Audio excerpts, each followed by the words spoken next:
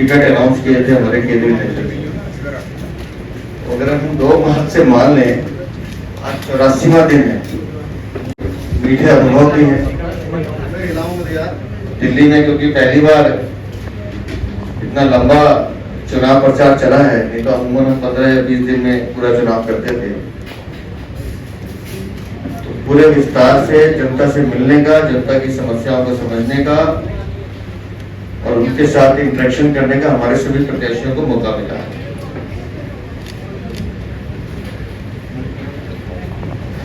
और जो अनुभव इन सबके हैं वो बहुत सुखद है।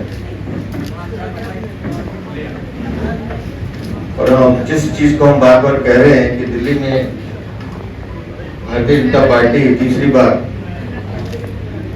अपनी हैट्रिक बनाने जा रही है, उसमें कोई संदेह नहीं। इस चुनाव में हमें केंद्रीय नेतृत्व का बहुत आशीर्वाद मिला। स्वयं माननीय प्रधानमंत्री जी ने 2 बड़ी सभाएं की, माननीय राष्ट्रीय अध्यक्ष जी ने सभा भी की, रोड शो भी किए, माननीय गृह मंत्री जी ने सभा की, और हमारे सभी मुख्यमंत्री योगी आदित्यनाथ जी हों या हेमंत विश्वा शर्मा हो, पुष्कर सिंह धामी हो, मोहन यादव जी हों, अजय लाल शर्मा हो, प्रमोद सावंत जी हो, दिव्या कुमारी जो उप मुख्यमंत्री हैं वो हो, प्रेमचंद बैरवा, देवेंद्र फडणवीस, और राष्ट्रीय नेतृत्व में हमारे केंद्रीय मंत्री एस जयशंकर, माननीय राजनाथ सिंह जी, स्मृति ईरानी जी, नितिन गडकरी जी, पूर्व मुख्यमंत्री शिवराज सिंह चौहान जी, ऐसे अनेक केंद्रीय नेतृत्व हमारे मध्य आए और दिल्ली की जनता से रूबरू भी हुए। और उन सबके भी अनुभव बहुत अच्छे हैं। और मैं यकीन करता हूं कि जिस तरह का माहौल हमने देखा है, जिस तरह का उत्साह हमने देखा है, जिस तरह से जनता ने हमारे 7 उम्मीदवारों को सर आंखों पे लिया है, तो कोई संदेह नहीं है कि हम निस्संदेह माननीय मोदी जी के नेतृत्व में तीसरी बार सरकार बनाने जा रहे हैं। सभी कार्यकर्ताओं ने भी दमखम के साथ इन 84वां दिन है, लगातार मेहनत की, और कल का पोलिंग का दिन है उसके लिए हम सब लोग तैयार हैं। और सुबह 7 बजे से हम सब जहां अपना मतदान करेंगे, वहीं हम दिल्ली की जनता से ये अपील भी कर रहे हैं कि गर्मी ज्यादा है, उसको देखते हुए सब लोग अपना मत सुरक्षित करें, मत जरूर डालें। एक एक वोट जो है वो इस राष्ट्र का निर्माण करेगा, एक एक वोट विकसित भारत का निर्माण करेगा। और पूरा दिल्ली जो है वो मतदान करे, क्योंकि अच्छा मतदान होगा तो वो लोकतंत्र के लिए बहुत शुभ संकेत है। तो हम तो चाहते हैं कि दिल्ली जितने भी बाकी शहरों में मतदान हो उसका रिकॉर्ड तोड़े और खूब मतदान करें। लेकिन कुछ जानकारियां मेरे पास आ रही हैं और वो मैं आपसे शेयर करना चाहता हूं। चुनाव को प्रभावित करने के लिए जो हमारा विरोधी गठबंधन है वो अनेक प्रपंच रच रहा है। तो कल भी हमने एक प्रपंच देखा होते हुए, लेकिन जो मेरे पास जानकारी आई और बड़ी पुख्ता जानकारी, कल दिल्ली में चुनाव को बाधित करने के लिए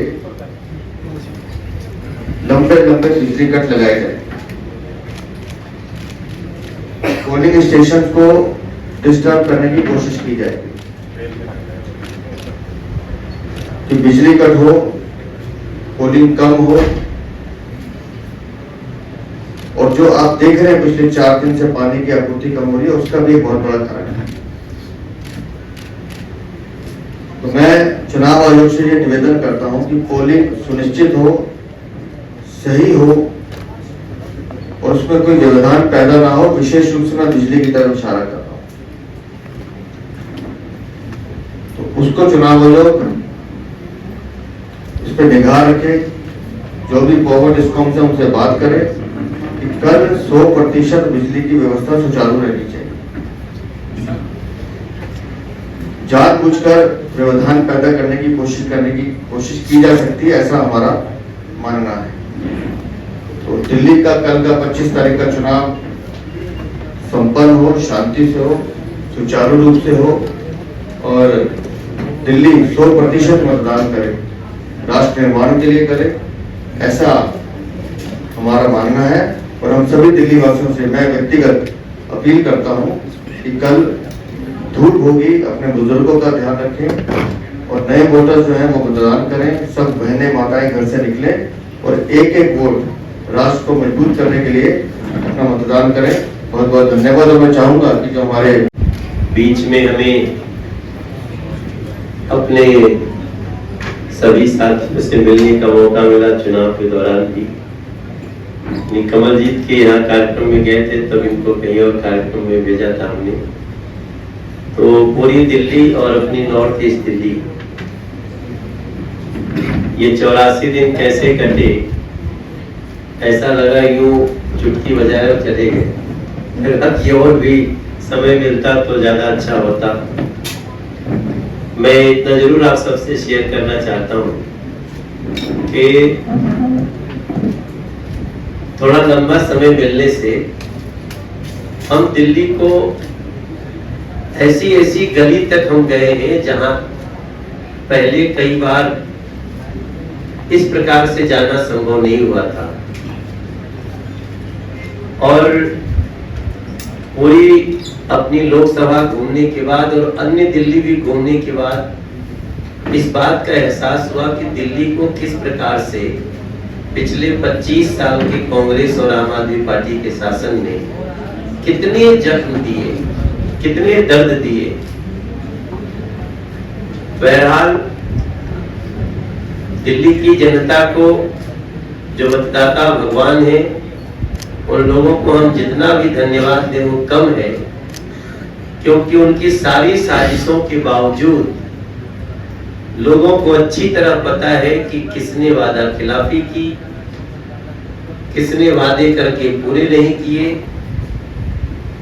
और नरेंद्र मोदी जी ने कैसे विपरीत परिस्थिति में लोकल गवर्नमेंट ना होने के बावजूद किस प्रकार से उन्होंने मेट्रो का जाल बिछाया है, किस प्रकार से उन्होंने ट्रैफिक कंजेशन को दूर करने के लिए एक से एक नेशनल हाईवे बनाकर, प्रगति मैदान का टनल बनाकर, द्वारका एक्सप्रेस बनाकर, दिल्ली देहरादून मार्ग बनाकर, दिल्ली से मुंबई की दूरी को कम करके, दिल्ली से जयपुर की दूरी को कम करके, दिल्ली से मेरठ की दूरी को कम करके कैसा एक्सपेंड हुआ है दिल्ली कि अब दिल्ली में काम करने वाले लोग मेरठ रहते, अब दिल्ली में काम करने वाले लोग गाजियाबाद रहते हैं और वो इस बात को कहते हैं कि वहां का जो सिस्टम है वो हमें रहने में बहुत सुख दे रहा है और काम यहाँ कर रहे हैं।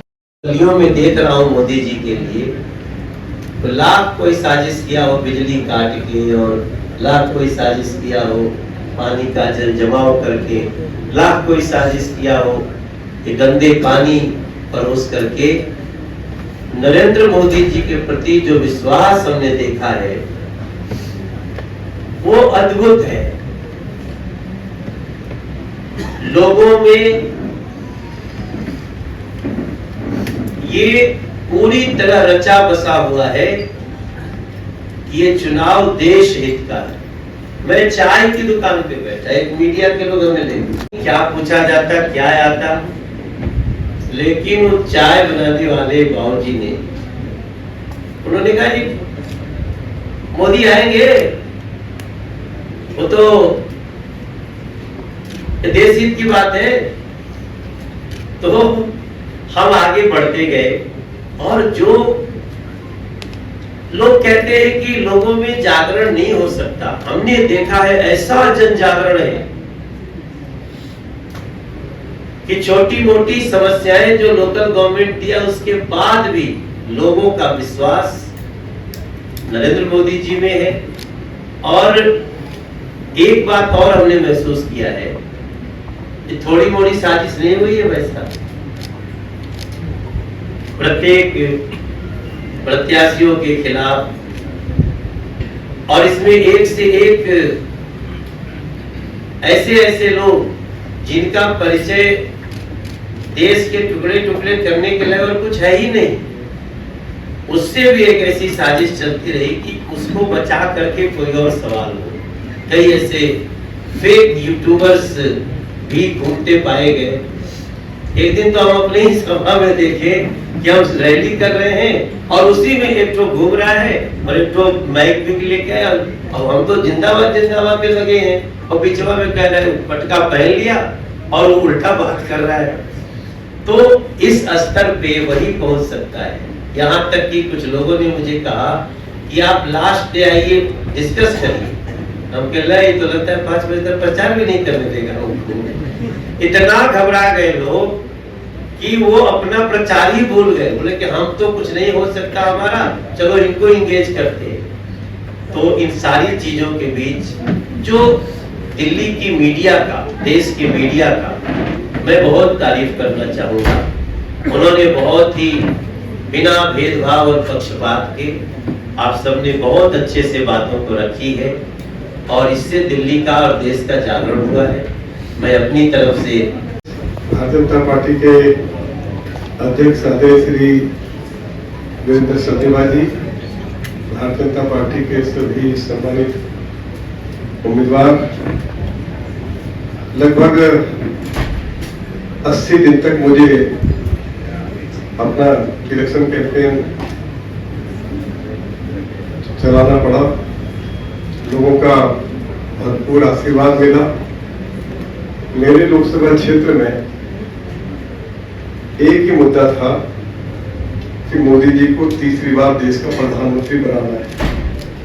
जहां जहां मैं गया लोगों ने कहा रामवीर सिंह धूरी आप आए, अच्छी बात है, लेकिन हम सभी मोदी जी को वोट देने जा रहे हैं। मोदी जी की लीडरशिप में देश भी सुरक्षित है, सीमाएं भी सुरक्षित है और मोदी जी ने दिल्ली को अनेक विकास के तोहफे दिए हैं। दिल्ली के चारों तरफ बेनिफिट रोड बनाई है जिसके ऊपर 43,000 करोड़ का खर्च हुआ। डीजल के जो हजारों ट्रक्स आते थे उनकी एंट्री बंद हुई। दिल्ली और ज्यादा प्रदूषित होने से बची। मेरे अपने विधानसभा क्षेत्र में 6,500 करोड़ का खर्च करके कालंदी DND से बड़ौदा मुंबई हाईवे तक एक 6 लेन का हाईवे बनाया जा रहा है जिसके ऊपर लगभग 6,500 करोड़ रुपए खर्च हो रहे हैं। और मुझे ये जानकारी देते हुए खुशी हो रही है कि मोदी जी के आशीर्वाद से मेरे बदरपुर विधानसभा क्षेत्र में दुनिया का सबसे बड़ा इको पार्क 885 एकड़ जमीन पर बदरपुर में बनाया जा रहा है। योगा सेंटर भी है, जॉगिंग ट्रैक भी है, साइकिल ट्रैक भी है, उसमें सफारी भी है, चिड़ियाघर भी है, बोटिंग लेक भी है, अनेक पार्क डेवलप किए गए हैं। लगभग उसके ऊपर 1700 करोड़ रुपये मोदी की सरकार खर्च कर रही है। 90% कार्य पूरा हो गया है। तो इसको लेकर भी लोग बहुत उत्साहित है, मोदी जी के प्रति आभार व्यक्त करते हैं। जैसे हमारे मनोज तिवारी जी ने चर्चा की है कि मोदी जी की सरकार ने 1,000 करोड़ रुपये खर्च करके प्रगति मैदान के साथ टनल भी बनाया है और दिल्ली को 2 वर्ल्ड क्लास कन्वेंशन सेंटर भी दिए हैं। प्रगति मैदान में भी दिया है, द्वारका में भी दिया है। द्वारका में तो 25,000 लोग एक साथ बैठ सकते हैं। इंडिया गेट के समीप मोदी जी की सरकार ने नेशनल वार मेमोरियल भी दिया है और जहां कभी इंग्लैंड के राजा की प्रतिमा लगनी थी वहां नेताजी सुभाष चंद्र बोस की प्रतिमा लगाकर देश के शहीदों को सम्मानित किया गया है। कर्तव्य पथ भी दिया है। हमारी पुलिस के पास कोई अच्छा पुलिस हेडक्वार्टर नहीं था। 1,000 करोड़ का खर्च करके मोदी जी की सरकार ने जयसिंह रोड पर दिल्ली पुलिस को वर्ल्ड क्लास पुलिस हेडक्वार्टर भी दिया है। देश को नई पार्लियामेंट भी दी है और कर्तव्य पथ जो बनाया है वहां तो आप शाम को जाके देखिए किस तरह से मेला लगा रहता है। मोदी जी ने 14,000 करोड़ रुपया खर्च करके जो दिल्ली को तीसरा रिंग रोड दिया है जिसमें 26 फ्लाईओवर से 18 अंडरपासेज है, तो दिल्ली की तस्वीर और तकदीर बदल जाएगी। उसका 90% कार्य लगभग पूरा हो गया है। तो मोदी जी की सरकार के शासन में ही आज हम 40 मिनट में हम मेरठ पहुंच रहे हैं, 2 घंटे में हम जयपुर चंडीगढ़ और देहरादून पहुंच रहे हैं, 10 घंटे में मुंबई पहुंचने लगेंगे। तो मोदी जी की सरकार के जो अनेक डेवलपमेंट के काम है और जो आखिरी काम तो मैं आपको बस बताना चाहता हूँ कि जो एक टनल पुल से लेके गुरुग्राम तक बनाई जा रही है, 2700 करोड़ रुपया उसके ऊपर खर्च हो रहा है। तो 8 मिनट में हम गुरुग्राम पहुंच जाएंगे। द्वारका में मोदी जी की सरकार ने एक वर्ल्ड क्लास भारत वंदना पार्क डेवलप किया है, जिसका 95% काम पूरा हो गया। ऑनरेबल होम मिनिस्टर ने उसका फाउंडेशन स्टोन रखा था, जल्दी ही मोदी जी उसका उद्घाटन करेंगे। तो ये सारे विकास के काम हम लोगों ने लोगों को बताए हैं। अरविंद केजरीवाल के प्रति लोगों के मन में बहुत गुस्सा है। उन्होंने दिल्ली को सलम बना दिया है। दिल्ली में ना कोई कॉलेज खुला, ना कोई पीने का पानी का हर तरफ लोग शिकायत कर रहे थे कि हमें पीने का पानी नहीं मिल रहा, जो पानी मिल रहा है वो बहुत दूषित है। और मोदी जी को लोग तीसरी बार प्रधानमंत्री बनाना चाहते हैं। मेरा ये मानना है कि दिल्ली में इस बार पार्टी के साथ उम्मीदवारों को 70% से ज्यादा वोट मिलेगा। 2019 में भारतीय जनता पार्टी के उम्मीदवारों को 57% से लेकर 60% वोट पड़ा था। और मेरा ये मानना है कि 2-3 सीटों पर कांग्रेस और आम आदमी पार्टी के उम्मीदवारों की जमानत जब्त हो जाएगी। चुनावी कैंपेन रहा मेरे राजनीतिक जीवन में, मैंने किसी का भी इतना लंबा कैंपेन नहीं देखा। लेकिन जो ओवरवेलमिंग रिस्पॉन्स मोदी जी की नेतृत्व और नीतियों के कारण मिला है, वो भी आज तक नहीं देखा। बहुत से चुनाव, एक चुनाव लड़ा है, जीता है, बहुत से चुनावों में बहुत महत्वपूर्ण भूमिकाओं में काम किया है। जो मोदी जी ने पिछले 10 वर्षों में देश को विकसित करने के लिए जो आधारशिला दी है, क्योंकि जनता को ये समझ में आया कि ये चुनाव देश को विकसित भारत के साथ साथ देश को सुरक्षित बनाए रखने का चुनाव भी है। ये जनता की बात है जो मैं आपको बता रहा हूं। देश में से आतंकवाद को समूल नाश करने का चुनाव है। देश में से भ्रष्टाचार और भ्रष्टाचारियों को खत्म करने का चुनाव है। ये जनता की आवाज है जो मैं आपके सामने रख रहा हूं। मैं मानता हूं कि इस बार का जो चुनाव है वो अब तक का कैंपेन स्पष्ट बताता है कि मोदी जी तीसरी बार प्रधानमंत्री बन रहे हैं और दिल्ली की 7 सीटों पर कमल खिल रहा है। इस बार का चुनाव क्योंकि देश का चुनाव है, राष्ट्र का चुनाव है, इस कारण से सब लोगों ने अपना मन भी बनाया है। प्रीवियस जो 5-6 चरण रहे हैं उसमें कुछ कम वोटिंग होने के कारण दिल्ली का नागरिक इस बार इस बात को भी तय किए हुए बैठा है कि इस बार यहां से अप्रत्याशित वोटिंग परसेंटेज देगा, ऐसा मुझे लगता है। मुझे नीचे से एक मेरे भाई ने जो रिक्शा चलाते, उन्होंने कहा कि विंग कमांडर अभिनंदन वापस आया है दीदी, हमें पता है। तो विंग कमांडर अभिनंदन के वापस आने का जब एक रिक्शा चलाने वाला मेरा भाई बताता है तो यानी उसका देश के ऊपर कितना विश्वास है। और सबने हाँ भरी। मैंने एक उदाहरण दिया, उन्होंने बहुत बातें बताई। वो मैंने इंटरेक्शन, क्योंकि वो मेरा रिक्शा और ऑटो रिक्शा ड्राइवर्स के साथ था, तो मैंने खुद अपनी भाषण ना रख के मैंने उन्हीं से सवाल किए थे कि आपका क्या मानना है कि देश में क्या क्या हुआ। तो जितने भी काम हुए हैं जो मुझे मंच से बताने चाहिए थे, उसमें से 70-75% काम उन्होंने मुझे नीचे से बताए कि ये हुए हैं। तो ये तो हुई जागरूकता। अब उत्साह की बात, मीटिंग्स के लिए जैसा कि आदरणीय मनोज जी ने कहा, लग रहा है कि समय कम रहेगा, क्योंकि कम से कम अगर हम लोग देखें तो 500 मीटिंग्स हम सब की पेंडिंग पड़ी होगी जो हम नहीं दे पाए। तो मेरे पास एक फोन लगातार आ रहा था, मीटिंग दे दीजिए, मीटिंग दे दीजिए। तो मैंने कहा बिल्कुल टाइम नहीं है मेरे पास, मेरे सारी मीटिंग्स, मेरी डायरी फुल है। तो उन्होंने फिर दोबारा फोन किया, तो मैंने कहा कि 25 तक बिल्कुल नहीं है भाई, कोई तो टाइम दे दीजिए। 26 को दे दीजिए। मैं कहा आपको पता है 25 को चुनाव आते थे? हाँ पता है। तो मैं 26 को, क्या 26 को दे दीजिए। मैंने उनको 26 को टाइम दे दिया। उनके देने के बाद मेरे पास 2 फोन और आ गए। उन्होंने कहा आपने 26 का टाइम दिया है। तो मैंने कहा मैंने तो मजाक में दिया है, 26 की कोई मीटिंग थोड़ी ना होती है। कह रहे जी जैसे उनके साथ करोगे ना, हमारी मीटिंग में साथ दे दो, हमारे साथ नहीं करनी। तो 3 मीटिंग जब किसी दल के प्रत्याशी की तय हो जाती है 26 तारीख की, तो जनता इससे ज्यादा स्पष्ट अपनी बात नहीं बता सकती। बहुत ज्यादा कैंपेन का उत्साह रहा, लगा ही नहीं कर इतने दिन हो गए। और ORS पर हम लोग चल रहे हैं, सब लोग हम गाने पानी पे हैं। और वो जो गाना है ना कि भूख नहीं लगती, प्यास नहीं लगती, वो इश्क में नहीं गाया गया है, वो इतनी लंबी कैंपेन में गाया गया है कि हमें कुछ नहीं लगा है। और आदरणीय अध्यक्ष जी ने भी मोदी जी की सभा हमारे यहाँ हो गई, तो फिर तो कहने क्या, बहुत अच्छा हुआ है।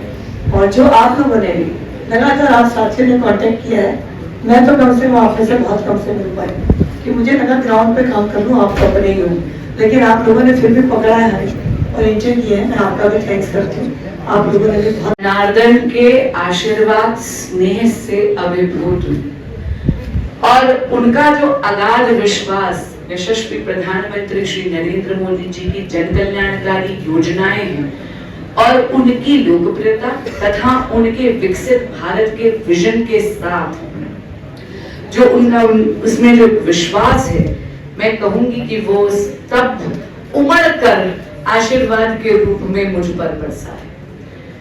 कैंपेन में जो आशीर्वाद और स्नेह मिला है उसके लिए तो मैं दिल्ली की जनता की आजीवन ऋणी हूं ही। एक बात आपसे झूठ नहीं बोलूंगी, जहां गई हर कदम पर लगा जैसे मां साथ है।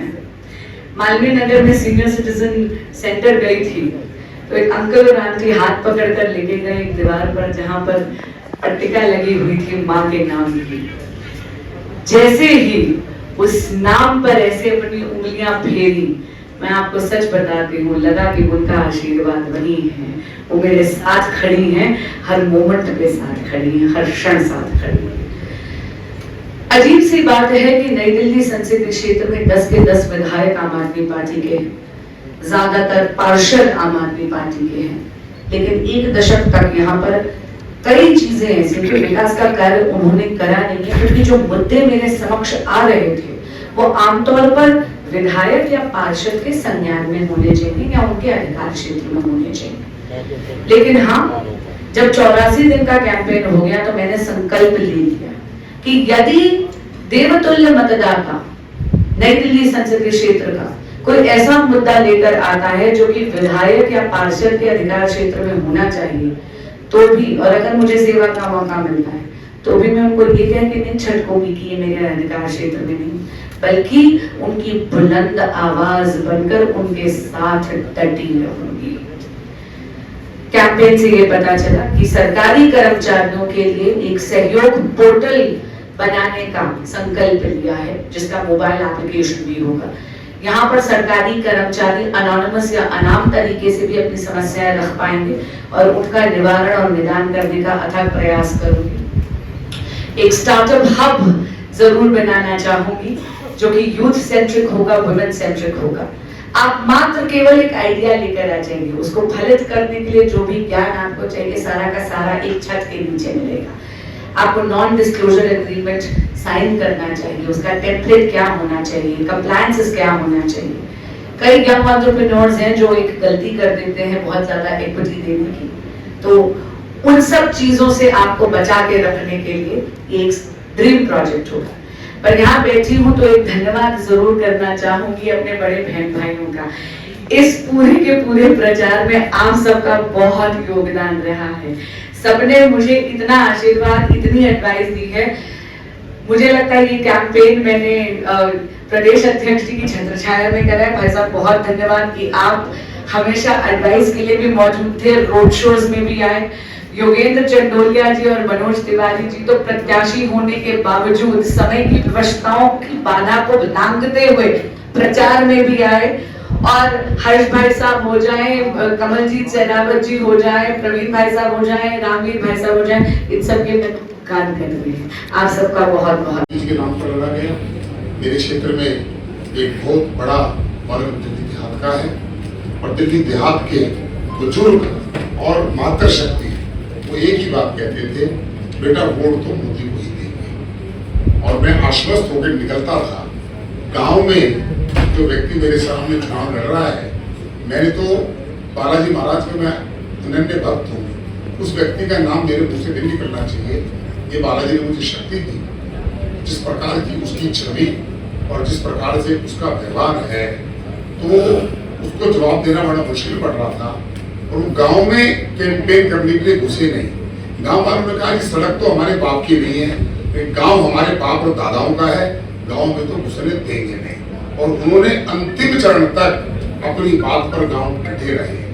इस पूरे चुनाव में मैं जहां भी गया कि 84 दिन में मेहनत की पराकाष्ठा को हम सबने छुआ है। मुझे नहीं लगता कि हम में से कोई भी व्यक्ति 84 दिन 2 घंटे से ज्यादा सोया। हमारे अध्यक्ष जी भी और कुछ हम सारे लोग हैं तो ये जरूर है कि कई बार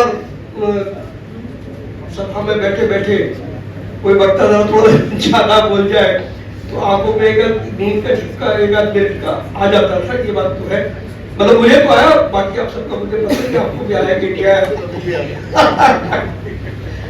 तो मेहनत क्या होती है, मुझे लगता है कि हम सबने उस विश्वास के साथ हमारा बल था वो था हमारे प्रधानमंत्री नरेंद्र मोदी जी, जो जिस मेहनत के साथ वो काम कर रहे थे वो सब हमारा संबल बना।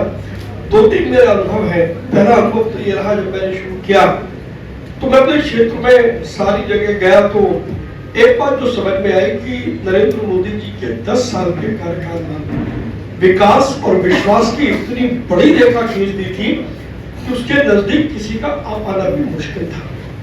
लोगों के मन में स्नेह भी था, विश्वास भी था, और यही था कि जिस कोने में भी गए वहां लोग बाहर निकल कर क्या है, लोगों ने समर्थन दिया।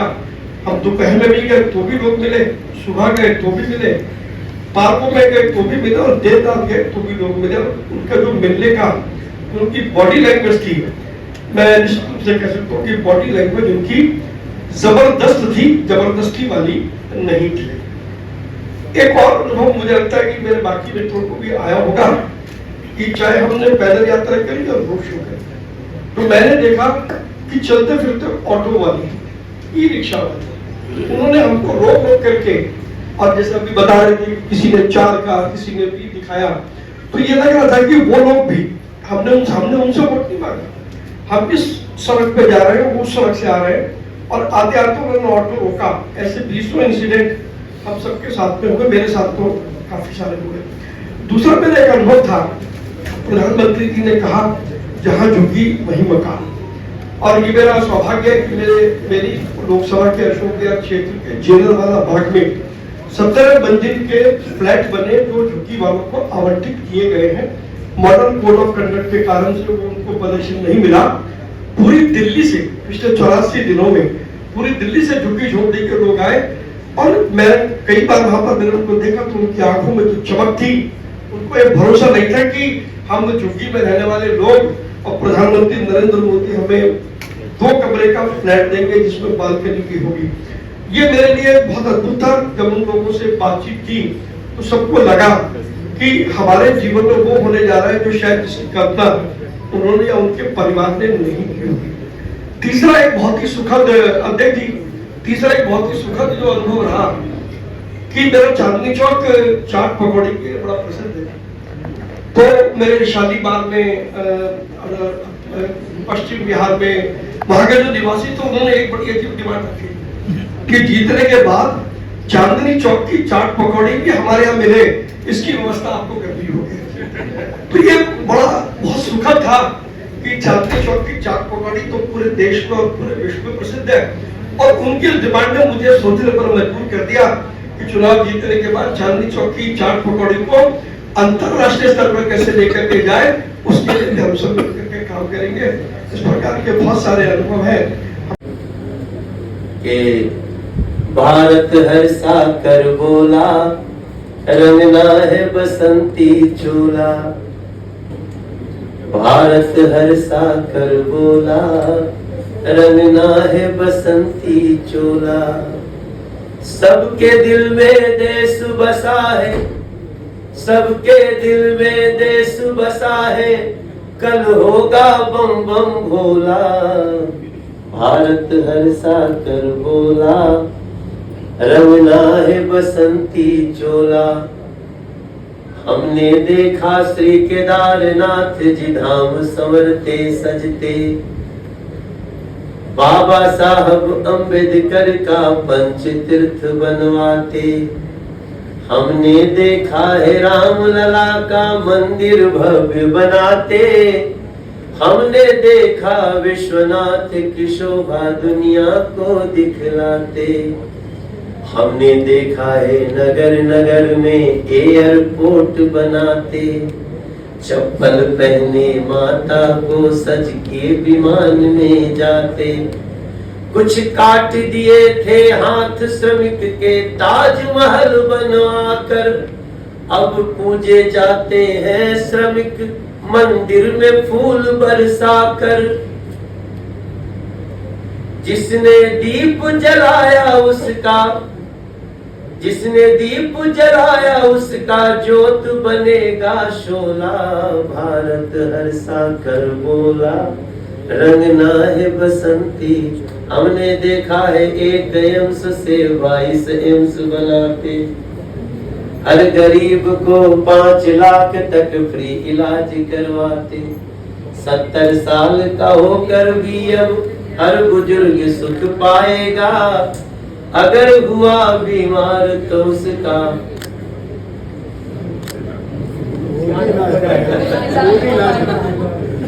तो क्या है, गाने तो बनते रहते हैं, लेकिन आज का हम उनको लाएंगे भारत में, फिर से हम भगवा लहराएंगे। हम सब ने, आप सबको भी जब जब गुजरते होंगे गलियों से तो सब कुछ आया होगा, और मेरा विश्वास है कि एक पंक्ति बहुत ही महत्वपूर्ण है कि अब तो उस गारंटी में विश्वास कर रहा टोला। अब तो उस गारंटी में, गारंटी शब्द गजब की आजकल चर्चा में, पहली बार किसी गारंटी के पूरे होने की गारंटी है। तो अब तो उस गारंटी में विश्वास कर रहा टोला, और भारत हर्षा कर बोला, दिल्ली हर्षा कर बोला, अब रंगना है भगवा चोला। आप सबको अच्छा लगेगा, मैं अपनी मर्यादा में ही कह रहा हूँ सारी बातें। बहुत बहुत धन्यवाद।